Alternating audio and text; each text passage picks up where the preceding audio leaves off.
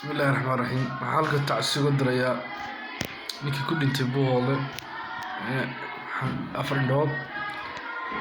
iyo waxa kale oo baaqna wada diraya labada beelood ee colaad ku dhex jirto oo reer Buuhoole oo Ilaahay subxaanahu wa ta'aala dib u noqono oo Ilaahay ka baqno. Ilaahay subxaanahu wa ta'aala wuxuu leeyahay man qatala mu'minan mutacammidan fajazaa'uhu jahannam faqadiba Allahu calayhim wala'anahum wa'adda lahum 'adaaban sa'iira. qofkii qof muslima dila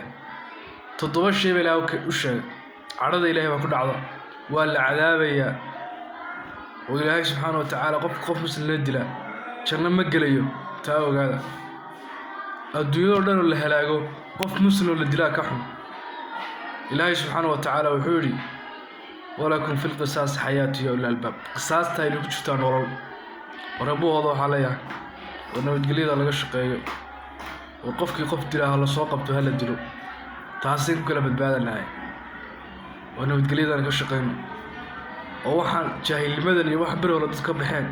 in ku jirno aynu iska dhaafin hore u socono oo ummadda wax la qaybsano aad baan uga xumay waxa buuhoole ka socda cid walba ku laglana aad baan u cambaareynaya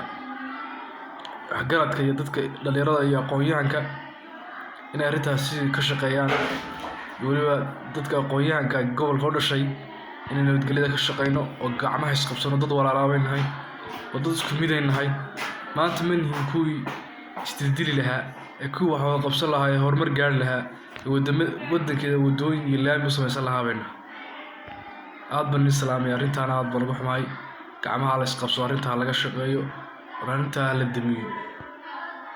aad baan isu salaamayaa waa mahadsantihiin.